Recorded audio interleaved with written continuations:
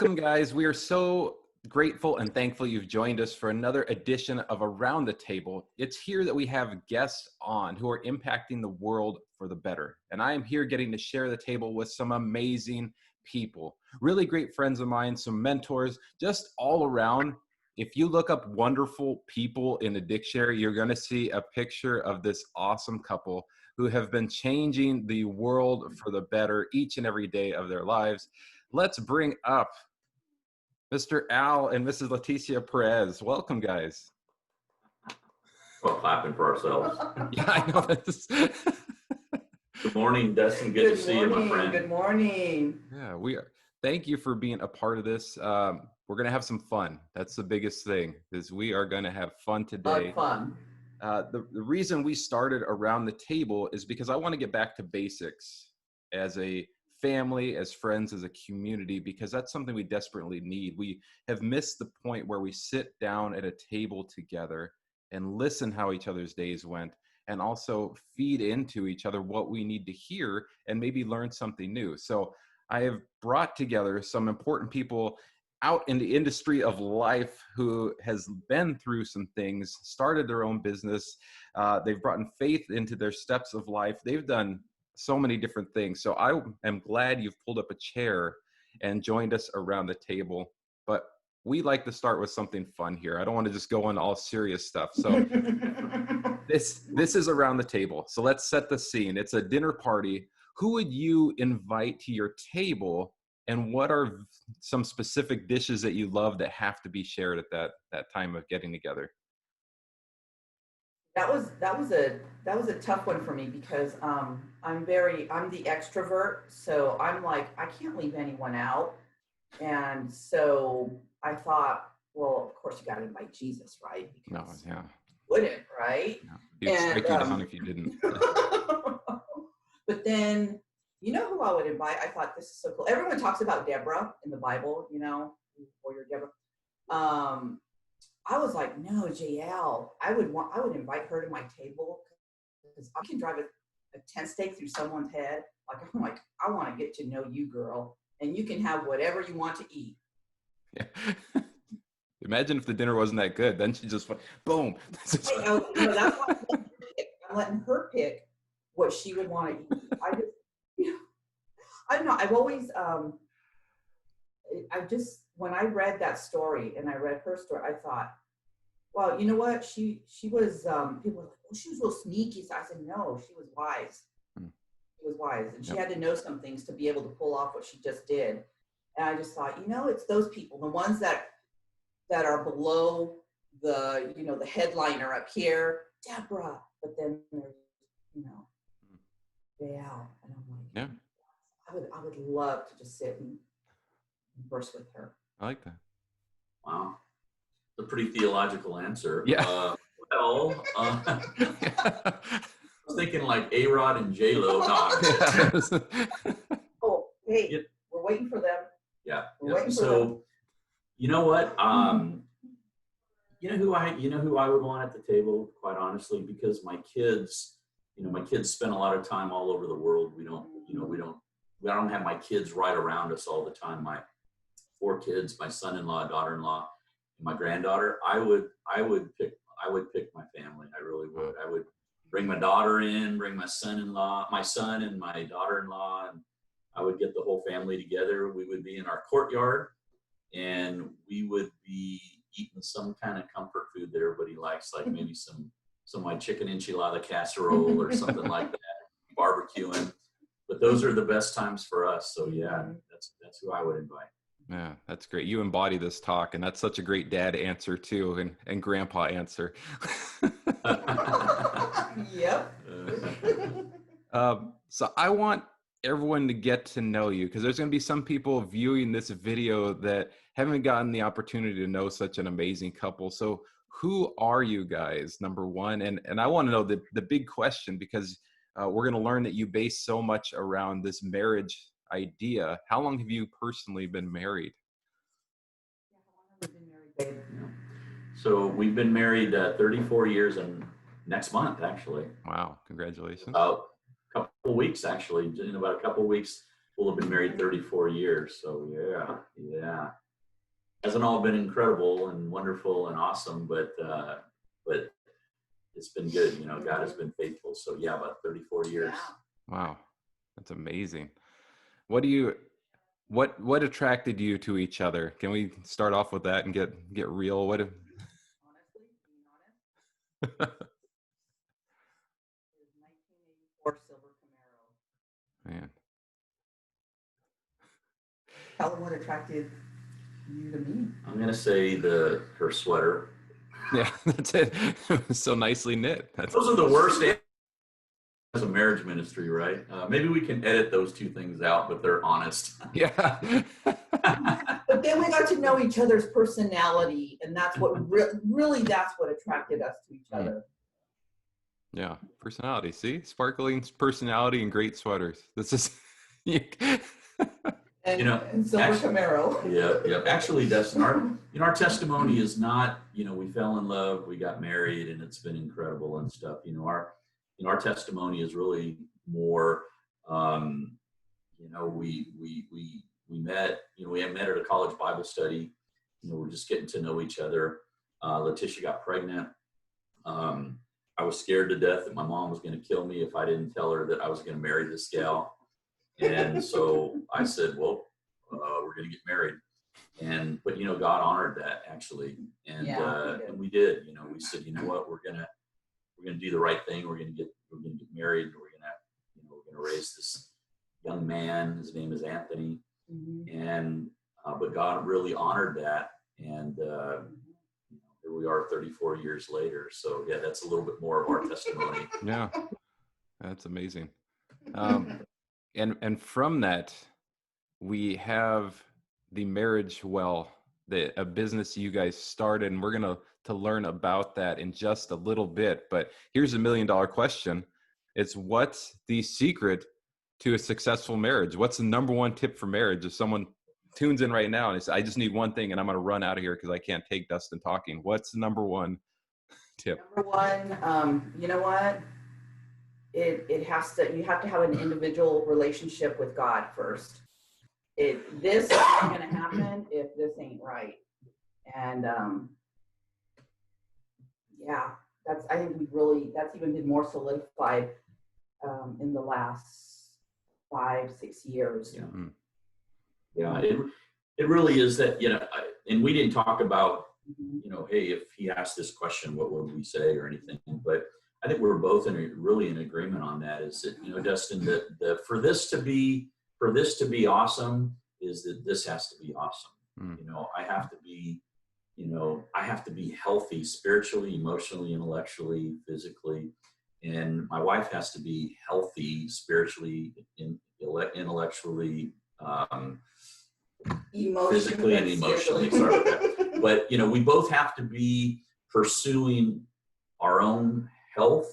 Then we can bring that together. It's a foundational principle here at our marriage coaching center is that when we bring health together, we can have a healthy marriage. We can have a healthy relationship. But when we have brokenness and we bring that together, that we're going to have brokenness. So I think our number one tip, as you ask, is, you got to work on yourself. You got to work on yourself. And, a healthy you is the best gift that you can give your spouse. And that is wonderful advice, a healthy you. And that's something that it's tough for people to hear that, number one, because we hate working on ourselves. We'd rather fix other people first. But it's him. A healthy you. So I want, if someone's watching that, we need to put that, and we'll put that in the notes as well. It's key to work on yourself before we can start working on other people. That's such a great thing.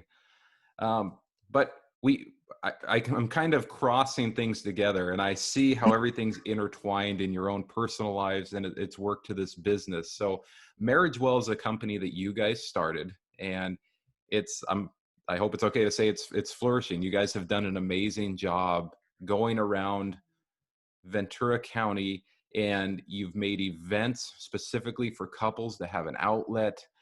You have been speaking into numerous couples' lives and helping them for the better.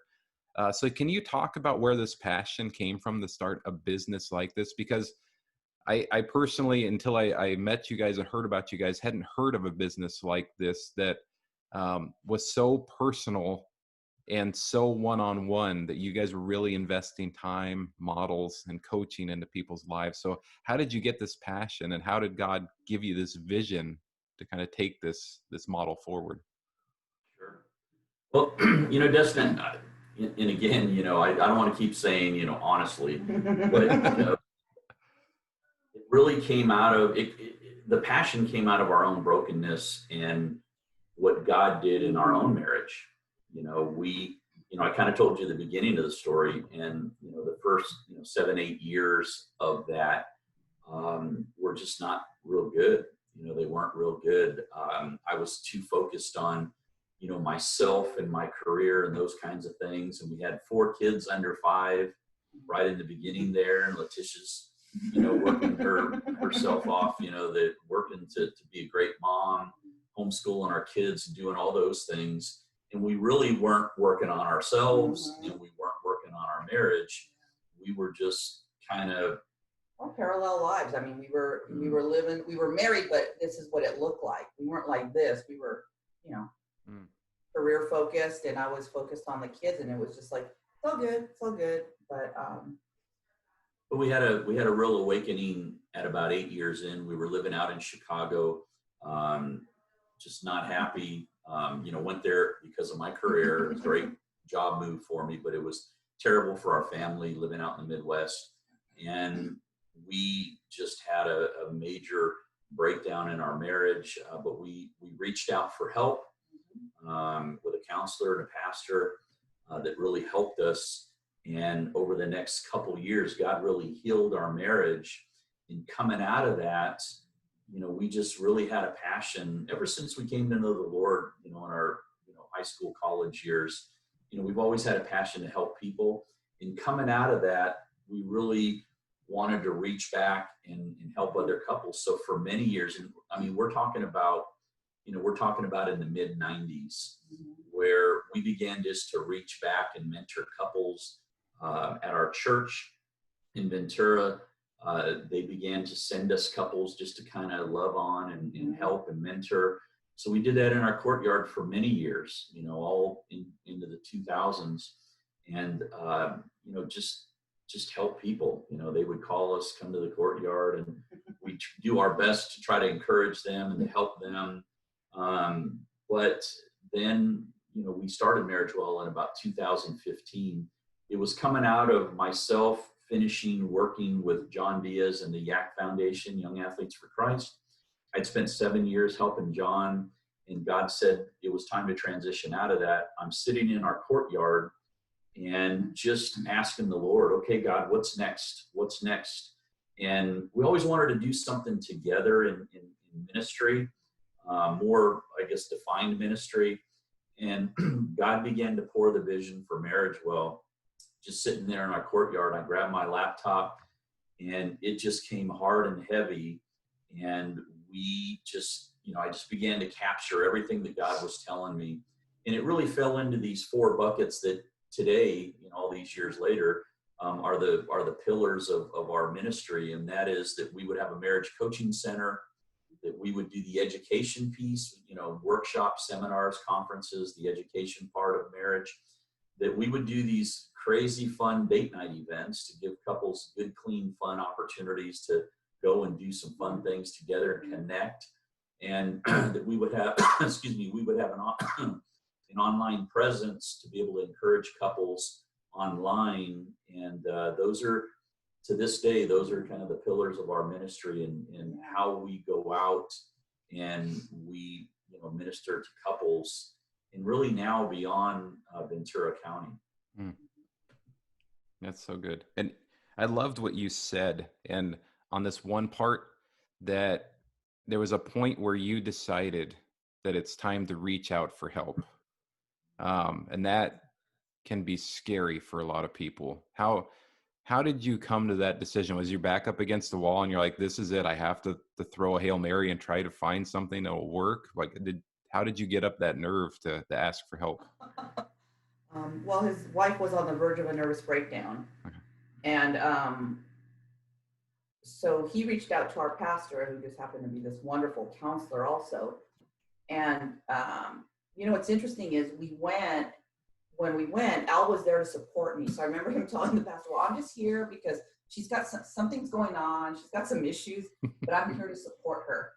And I remember just sitting there, and I couldn't even hold my head up. But then I glanced up, and I remember the wonderful Pastor Dave Huffman, and his wife Wanda. They were amazing people. I remember I'm like this, and I look up, and he just looked at me, and Al's kind of telling him my issues, and he looked at me, and he just went and winked at me like and I was like, oh, someone like he understands. And so it was really funny after that. It was that he goes, well, I want you to, but he slid it to Al to read the 5 love languages. And really that's where Al's healing journey began, because I was like a very bitter woman at that point. Al started reading the book, and he was on his healing journey for about 3 months before I even decided to even maybe open the cover of the book. But really it was, I was done. His back was against the wall, like, whoa, what do I do? And that really was the beginning. Yeah. And unfortunately, that's typically the way that it happens. We get super excited when people call us and say, hey, we just want to make our marriage better. I don't get a lot of those calls, but we do get some of those calls. Get a few. We're really encouraged by that. We have a pre-married program called I Do University, which, we put a big emphasis on that. We're actually doing that nationwide. We're doing that in 5 states today, in 3 different time zones. We got to get all those straight sometimes. But, we love that because, we don't want people to wait until, like us, till there's major crisis. God can change that. God can change that if they're truly willing to invest in working on themselves. Then God can fix that. God can turn that around like he did for us. But typically, there's a major kaboom, and then we get the phone call. But, we love them too. We want to help them too. Actually, I get really excited when Elle's like, I don't know, babe, man, this is like a real, I don't know, dire situation. And I'm like, yes, give them to me. Yeah. Because you know what? We've experienced what God can do. So, and when couples come in, the one thing that any of our coaches, Al's drilled into all our heads is they have to walk out with hope. They have to walk out with just even that much hope, just to get them to keep coming back. And you know what? And that's what God, and again, it's just because we're like, okay, Lord, this is what you put us here for. Yeah. And so it's going good. That's good. So you've talked about these 2 different moments, that you have a premarital, and you also you've come for the unexpected. You come for the big blowups. You come for some people coming in the middle. So I think it's a good question to ask: is it ever too late to come to marriage well with a problem, or as a couple's just right against is there anything salvageable moving forward, or is there a couple that's just getting together? Is there anything too early to start working on a relationship? Yeah, no way. Never. We would, we would not be, I just learned this term not too long ago. Somebody told me I'm bivocational. That basically means I have 2 full-time jobs. Yep. And the only reason I do that is because we believe that every situation is salvageable. If God's in it, it's salvageable. If God's in it, there's always hope, and there's life to be breathed into it can be revived, if you will. But, I'll tell you, but the thing is, Dustin, is that people have to truly be committed, and one of the things about us, Dustin, we're just regulars, man. We're not, when sometimes we get interviewed and things like this on the radio or stuff like that, and they like to say, oh, these are marriage experts and next. No, we're not experts. You know what we are? Is that we're just regular people that have gone through, we've been trained, okay? Don't worry about that. We've been trained in these methodologies to be able to help people. We understand the Word of God. We understand the power of Jesus Christ. But you know what is that we also know that, when people come in, we're just brutally honest with them, is that if you're just here to check boxes, you're going to have a problem. You're going to have a problem is if you're willing to invest, God can do it. And what we tell these couples in a very personal way is that when people come to us, from the moment we answer the phone and they say help, is that what we tell them at Marriage Well and all of our coaches and Leticia and I, we tell, hey, you know what? We are all in. We're all in. Everything, we're all in. But, we can't want it more than they do. So if they want it and they're willing to come all in, we know that God's always all in that combination, of work and then faith, because, faith without works is dead. You have to have that corresponding action to your faith to be able to see God really do something amazing in your life. And when those things come together, that's when we see the miraculous turnarounds. That's when we see the trajectory change in a very, very broken marriage. So, we believe that every single marriage is salvageable. We also believe that it's never, ever too early to work on your relationship. It's a great question because we're understanding how we have to go even farther, farther in age. I mean, down the line in the back of our head, we're thinking, we need to go talk to junior high and high school kids about relationship, just about, not about boyfriend and girlfriend, but just relationship in general, and about being that healthy you. Because if we can educate them over here as they come up and they begin to have, serious relationship, then they have a better shot for that to be something that's really going to be successful. I agree with that. Working with junior high and high schoolers and seeing how many of them come from a broken family. They don't have a example or role model. I think that's a great idea moving forward. But you said some great things I truly enjoyed. You said when God's there, there's always hope. So that's important for anyone listening to this to remember. Whatever circumstance is going on, when God's involved, there's no end result he can't help with. And that all in thing, as you were saying that, I was just thinking, I hope he says God's all in. He sure is. That's amazing. Like, he's a part of this. He can pull us out of these things. So that's a beautiful model that you have. It's like God's all in. You guys are all in.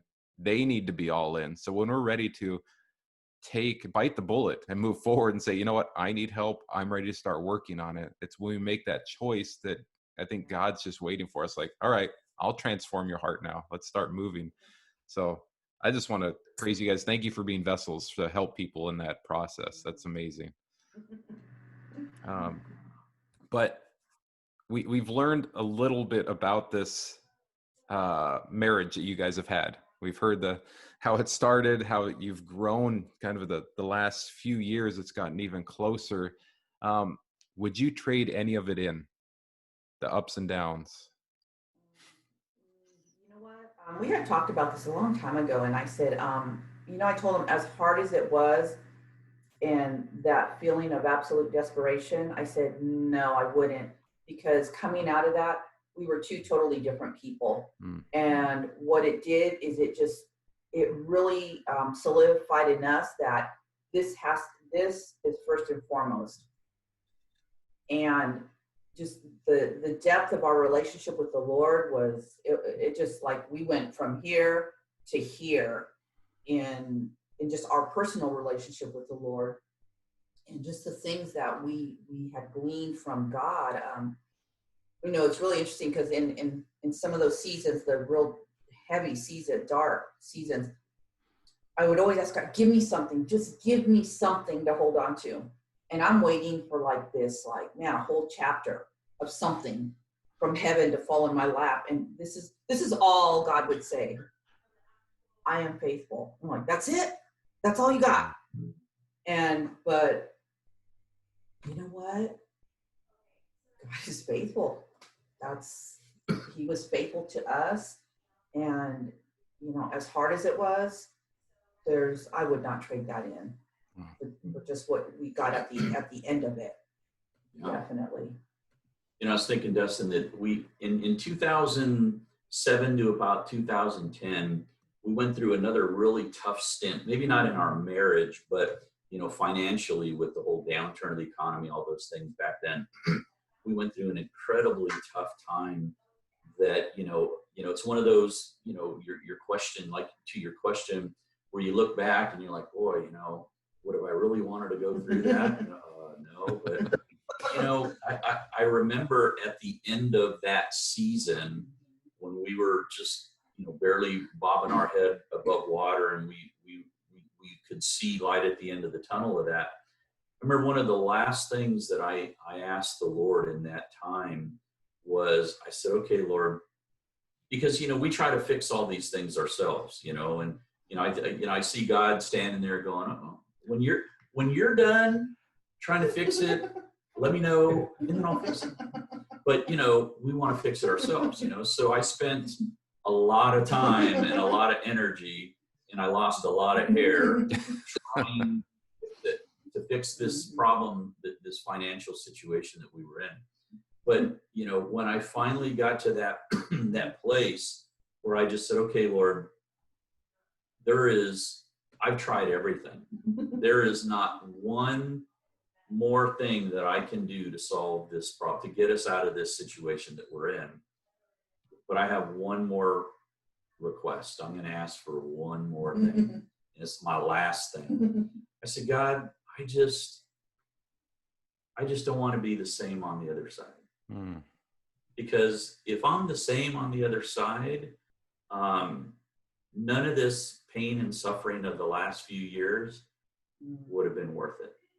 And just don't let me be the same on the other side of this. That's my last prayer. And I really feel like God answered that prayer, and coming out of that, on the other side of that, moving into 2010, moving on, you know, I really felt like God answered that prayer. And you know, I was different. We were different. This was different. Because, you know, God will always honor that prayer. Yeah. Wow. That's a profound statement. Don't let me be the same on the other side. That's amazing. That's something that some people need to hear. How do we know when we're being transformed inside out? It's when we notice the change happening, what's going on. So thank you for sharing that. But you've both been talking about this connection. And I think this is cool because we're getting transformed. We're feeling the difference, and God's working on us. And so I hear God being in the middle and in the midst of everything that you guys base it upon. So you've each been talking about this analogy of connection. You know, there's a vertical connection and the horizontal connection. I love that. Can you go into detail a little bit more? Because that's an analogy I've heard you use before. And I think it's so fruitful for people to hear when they actually understand what it really means. Yeah. You know, I mean, what we tell couples that come here, we tell individuals that we work with, because we work with both, is really that, you know, my vertical relationship is really going to determine my horizontal relationships. And if you don't believe that, you know, every time you're having problems with your horizontal relationships, meaning my marriage, my kids, my family, my friends, you know, the knucklehead at work or whoever, you know, whoever, people at church, you know, whenever I'm having problems with my horizontal relationships, my challenge, what I do, and I've learned to do this, and I challenge anybody out there to, you know, go into the restroom, go look in that mirror and just say, hey, God, how we doing? How we doing? And at least for me, you know, I'm going to say 99.9, you know, because we don't like to say always, but, you know, 99.9% of the time, you know, there's a problem here and it's just manifesting itself in here. Because, you know, especially in our marriage has to flow out of our relationship with Jesus, you know, and all our other relationships really have to flow out of how we're doing here. And usually I find a cloggage here, or I find a problem here. And until I fix this, then these are going to continue to be a problem. You know, sometimes, you know, I find myself, well, so-and-so, you know, in my mind, I'm, you know, so-and-so is just being a knucklehead. Well, she's being a knucklehead. Well, why is Leticia being like that? Well, I can't believe, you know, and then all of a sudden I just hear the Holy Spirit say, well, you know, there is a common denominator in all these problems you're having. And that common denominator would be like you. And, and, you know, you get called on that. And then you got a choice to make. I can either go work on that, or I can be stubborn and not, and just still have all these horizontal relationship problems. Yeah. You know, I would add to that. In one of the things we challenge people on here also is what we believe to be true, but what God says to be true. Because we have a lot of people, well, you know, well, I deserve that, or, you know, I'm the man of the house, or, you know, and it just, we start to tell ourselves these things to justify my bad behavior. And so one of the challenges is also, but what does the Word of God say? I mean, what does the Word of God really say? Don't just pick and choose, but what does the Word of God say? The whole, you know, the gestalt, not like the little bits and pieces we like to pick out. And then it's like, so go look that up and then come back and share with me. You know, it's very interesting to see people wrestle with that.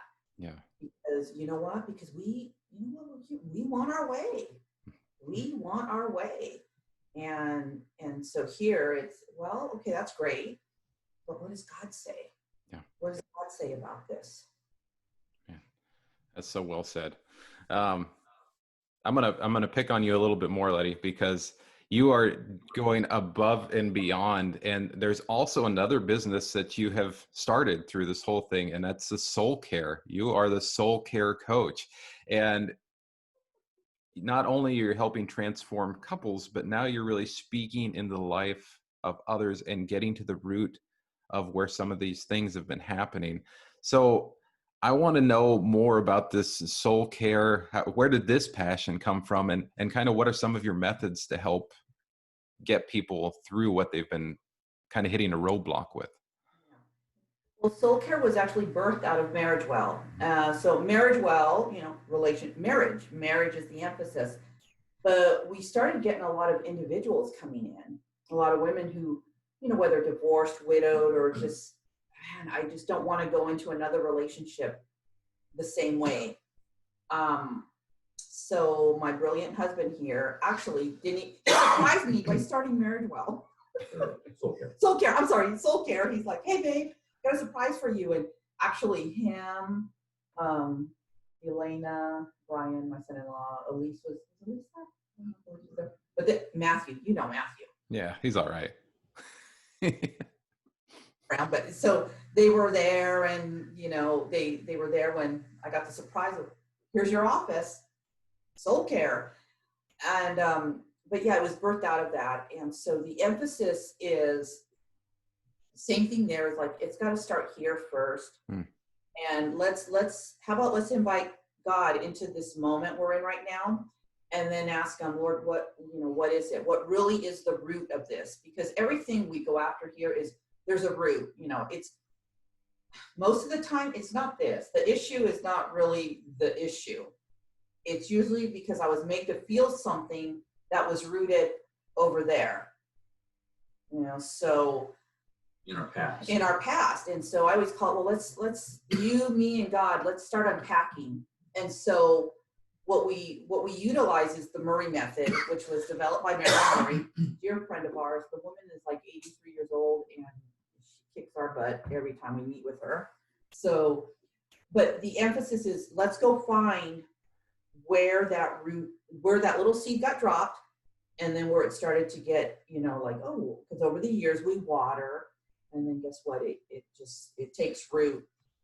And it's because it's very hard to live and move and have your being if really you can't, if you're stuck and you can't move. It's like that root is just like it's like there, and it's like, oh my gosh, let's go after that, because God has so much more for us. Why are we content being here? Mm-hmm. Let's see what God will reveal. And here's the thing we tell people, because a lot of people they come in, they're like, it's just something's going on, but there's a real fear of going back just to find what that is, because some people have experienced some very traumatic and neglectful situations in their life. Why would you want to go back there? Al always used to say, hey, I ain't got no rear view mirror. I don't need to look back. I'm just pressing forward. The only problem was, is like, if you ask me if that had an effect, it was like, well, yeah. And so it's about going after that. And let's invite God in, because God's going to be the one who's ultimately going to walk you through that circumstance, that situation, and bring healing and freedom. And then you're free to do what God has called you to do. And for us, for me, it's been a very long journey, because I had started counseling quite a few years ago, more clinically based, and then met with someone who incorporated a little more spiritual. But then this is just kind of bringing it all together, and it's a real integration of people, cognitive, emotional based, and spiritual. We're bringing it all together to say, you know what, we're utilizing all these tools to help you experience what God created you for. So, Dustin, the thing about going after the roots, it's what we're all about. The day that we're just doing coping skills and just helping people kind of just get to next week and all that. I mean, we're just not gonna be doing this anymore. Is that we got to get to the root of those things. Our heart is to help to see people set free, from those things behind them. It's the difference. We use this illustration with people that come in here. It's the difference between, going out there. We've all had those parties on Saturday, and a month before we're like, oh man, I got to get out there and do the weeding before that party. And then next thing we know, oh my gosh, the party's tomorrow. Here's what I'm going to do. I'm going to lower the lawnmower an inch, and I'm going to mow it nice and tight. And then when everybody comes, they're going to say, oh my God, your lawn is so amazing. It's awesome. It's beautiful. Oh, thanks. I've been working on it a lot, By Wednesday after the party, guess what? All the weeds have popped back up, because we didn't really get down there in on our hands and knees and get those weeds out by the roots. And we tell people that come in here, man, we love you. We're here for you. We care about you. Remember, we're all in. So what we're saying is that we're willing to get on our hands and knees with you and go after these roots. This is a safe place to do it. We're not asking you to do anything we've ever done. This is not theory. This is, we've done it ourselves. And what we tell people, we're just a little bit ahead of you, and we're reaching back to help you. We're not experts. We're just a little ahead of you, and we're saying, hey, you know what? I went and got that root, and I'm still alive to tell about it, and God set me free from that. But, we're like an onion, we're a work in progress. So, now we're off to another root, and we're just trying to help people to do that. But we want to get to the real root. And a lot of that lies in our experiences growing up, the things that happened to us that should have never happened to us, and the things that we needed growing up. This is the part that sometimes people miss. Well, I didn't have a lot of trauma in my life. I didn't have things that happened to me. But what I had is I had neglect and deprivation. That's just as destructful as the trauma stuff. So we want to go after those things that happened to us that should have never happened to us, or the things that we really needed growing up that were not provided to us. And it's also the difference between learned behavior and transformation. Exactly. I mean, there's things we give some tools to help with the behavior, but ultimately the goal is transformation. Wow. Big difference between those two. Man, and it comes down to something I think that you each said a little bit ago. It's a choice. So we have a choice, and it's not an easy choice a lot of the times to start confronting personal root issues going on and also marital problems going on. So I loved how you've used that word, a choice. And it's kind of that choice that we decide to put our faith in God as well. It's like, do we believe that he can completely transform us and do these things? Or are we just going to try to muscle it up and cut the grass and watch the weeds flourish time and time again? So I love that. I have a bonus question that I'm just going to throw out there, because I was thinking, listening to you guys and how you have talked about this transformation. People have been, I'll say, stuck. Let's say that we've been on lockdown and shut down. So some people have not been around their spouse as often as they have been for these past 130 some days, however we've been locked down. It's like what you said, you guys used to be like this, not right next to each other, but now everyone is stuck like physically right next to each other. What's maybe an idea of something they can do to connect a little bit more? Because some people have been sitting across from each other on a couch and not really connecting during this pandemic. They've just been trying to live together and survive. Is there something to do maybe one night that they can say, you know what, let's try something new, whether it be, some kissing exercise or playing a game, or what could people do that have been stuck together?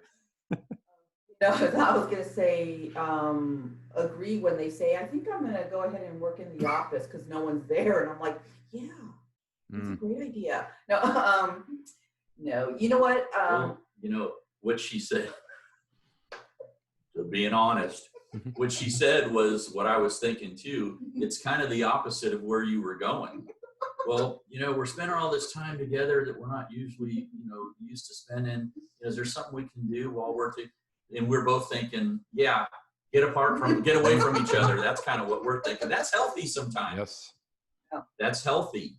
It might not be the answer you were looking for, but sometimes that's a good, healthy thing to do is, what, honey, I'm going to watch the kids.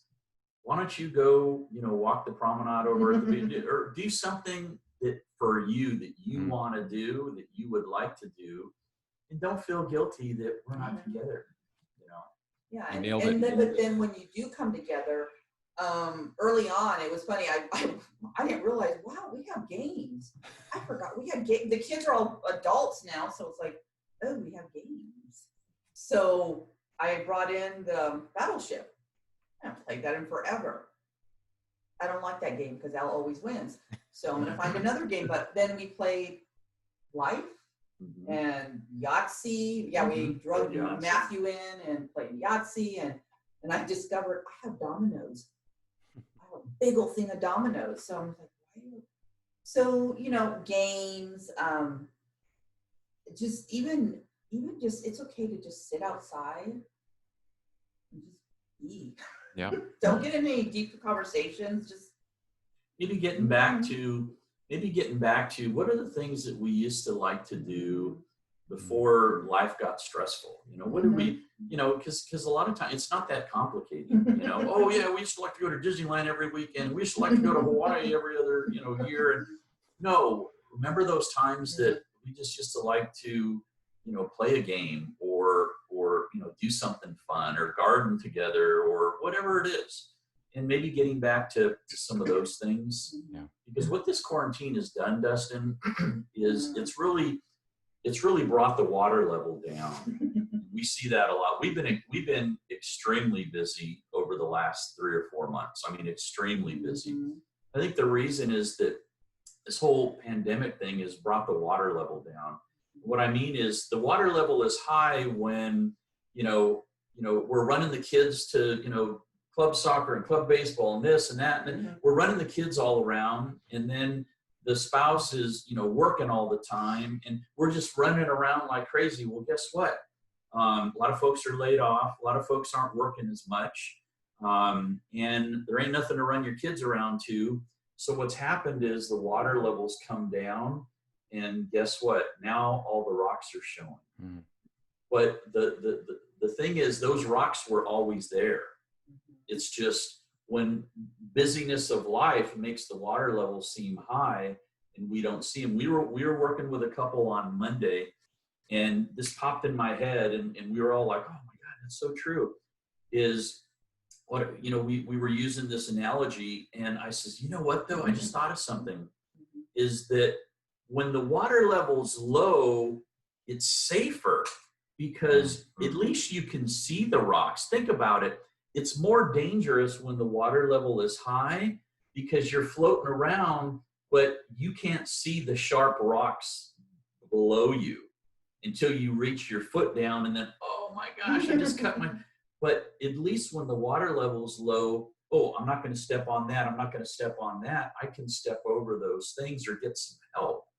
But right now the water level is low, and there's a lot of sharp, jagged rocks that are showing, cutting people and hurting people. And that's really what we're seeing. But, you know, that's why, you know, Marriage Well is here, so we can help people to navigate through those sharp rocks and to go and do some work that when the water level is high, we just don't think to do. Yeah, that is a great, you should stick with that analogy. I love the water's receding, it's going back, and we're able to see this things in front of us. That's a good one. But I'm also glad you guys went the direction. I was hoping you go in that direction. It's okay. I've talked to some couples that say, I feel guilty taking time for myself. I feel guilty not being around someone. I'll be honest with you. I did that from the beginning. I was right next to Steph pretty often, and she's like, why don't you go for a run? I was like, oh, it's okay. I can do that. So thank you for not making me feel guilty for doing that, but other people need to heal that. But also, I really like what you're saying with the games, doing normal stuff that we've taken for granted for so long. How nice it is to actually sit out on a patio and sit there and not have to do anything. It's like, let's get back to the basics of dating and enjoying it.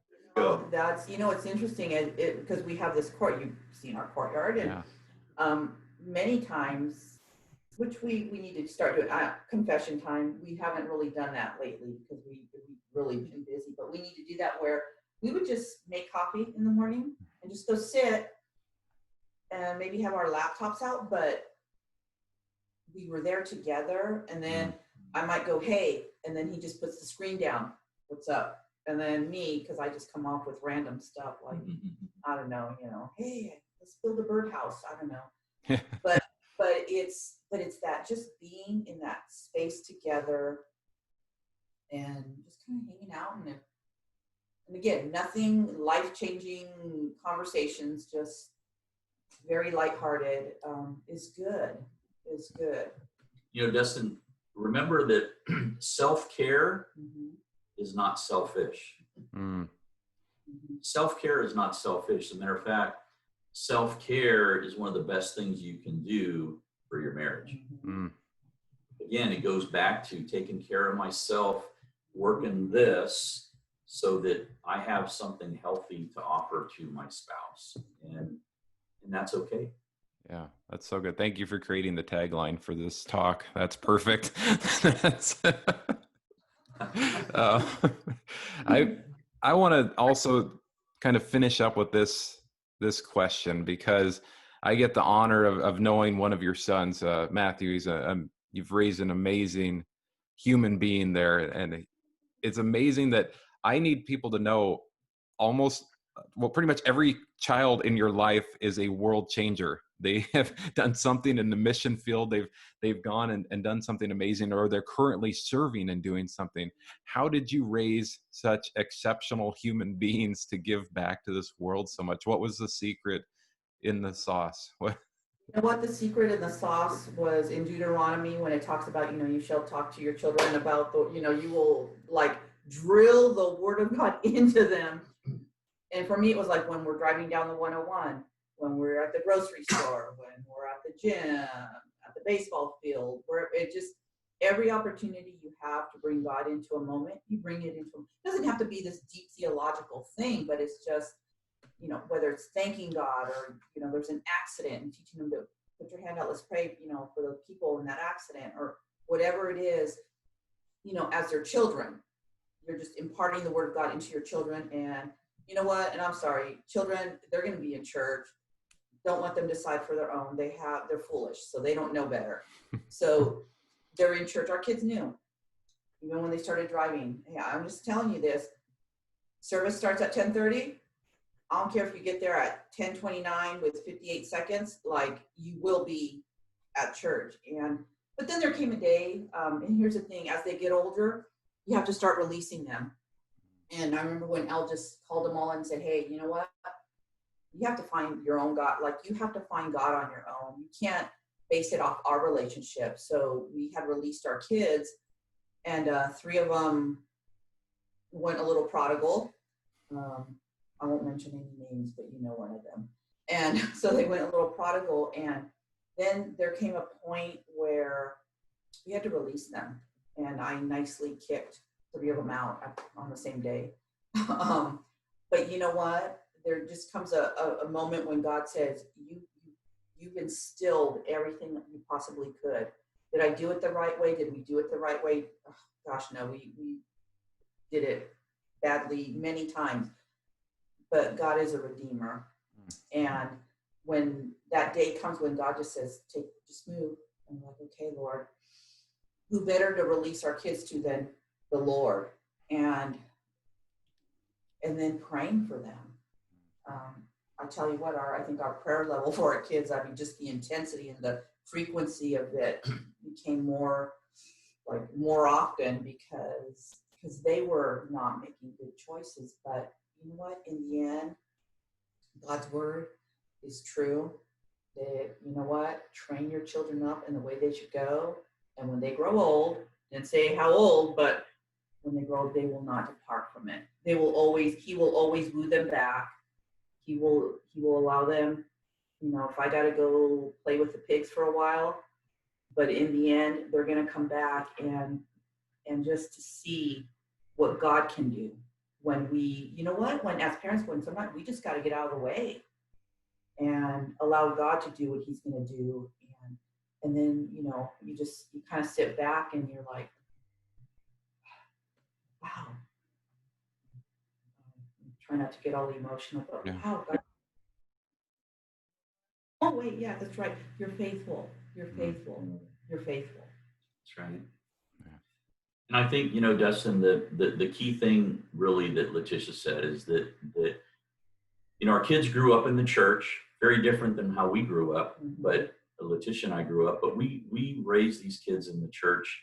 However, they really didn't have a personal relationship with Jesus. They were just, you know, Ellen, Leticia's kids and around church and stuff. And, you know, we very intentionally had a family meeting with the kids to say, because God had revealed to us that we needed to release these kids to go find Jesus on their own. And we had a family meeting at around the table. And we used those words because God told us to use those words that, you know what, Mom and I, we release you to go and pursue God in any way that you need to. And, you know, if that means you don't continue to go to the church that we're going to, all power, you know, I mean, all of us have to find that place where we can grow in our relationship with Jesus, including you guys. Mom and I, this is where it's at for us. If that's not where it's at for you, we release you to go and find your own relationship with Jesus. And they did, you know, eventually, yeah. And they did, but they had to get out from under this umbrella, this expectation, and they had to find that, what Leticia just said, they had to find that God is faithful on their own. God is not faithful to my parents. God is not faithful to my family. God is faithful to Anthony, Elena, Elise, and Matthew. And now Brian and Meredith. And Leona. That, you know, once that happened, you know, God just jacked them up in a way that they they grew these passionate hearts to serve God and to serve people. And now we're inspired, honest to goodness, we are inspired by our own kids. We're inspired by the things they do, the places that they go, the courage that they have to do these things for the Lord. And they do much greater things than we do, trust me, and all over the world. So we're domestic missionaries, they're world missionaries. Love to stay domestic. I'm like, oh no, babe, we're going to Thailand and Vietnam and yeah. I'm with you, Al. That's but that's you guys are a beautiful couple. Thank you. And thank you for raising such amazing kids and letting God form you guys in your children's lives. But I'm going to put some information on this video of how to reach out to you. But if someone's watching this that has just heard about the Soul Care or Marriage Well for the very first time, what can they do to reach out to you guys? What are the next steps? Do you have an event coming up that they could maybe look towards, or an idea that you're moving towards? So for Soul Care, it's soulcarecoaches.com. That's how you can reach out to Leticia. She primarily works with women, does workshops for women, doing some things virtually and stuff. Nothing for that coming real soon. We just finished like 3 major events, so we're kind of winding down some things for the summer for Marriage Well. But Marriage Well, it's marriagewell.org, or you can contact us at 805-444-0314, and that's how you can reach out to us for our coaching center. We're working on some things, bringing Jeff Kemp, former professional quarterback in the NFL, to do a Zoom thing here in the county with men. We're working on some things. We're going to be making some announcements. We're really excited. So we're going to make some announcements here in the next couple of weeks about some things that we're doing out of state, and about an area that God is just pushing us towards to be able to support parents. And some really good stuff that we're putting together there and stuff. But keep an eye on our website. We're also on social media. We have a Facebook group where we're on a regular basis encouraging couples and letting them know what we're doing and what's coming out there. And they can join that group, or go to our Facebook page, which are both Marriage Well. But yeah, we're here to help people, and that's what we're all about. All right. Sounds like we're going to have you guys back on for a parenting week to talk more about this whole idea. So I'm going to sign you guys up again. How amazing our kids turned out. Yeah, of course. Don't interview Matthew, because he's brutally honest. I know. That's the secret. That's the follow-up. This is the after hours one. Then we get the real. Then you'll get the real digs on. Oh no, my mom was crazy. But I just want to thank you. Thank you for being great friends and being a part of our lives. And thank you for being so transparent and open, because I know a video like this can hit someone. And I think over and over, they're going to hear this and hopefully make a choice, what we've been talking about, to change themselves for the better and let God start controlling the situation a little bit more. So love you guys. I thank you for this time. Love you too. Yeah. We'll look forward. Reach out to them. They're here. They're ready to talk to you. And they're very friendly. I promise. This isn't just an act. They're always smiling and happy. So reach out to them, but we'll see you next time around the table.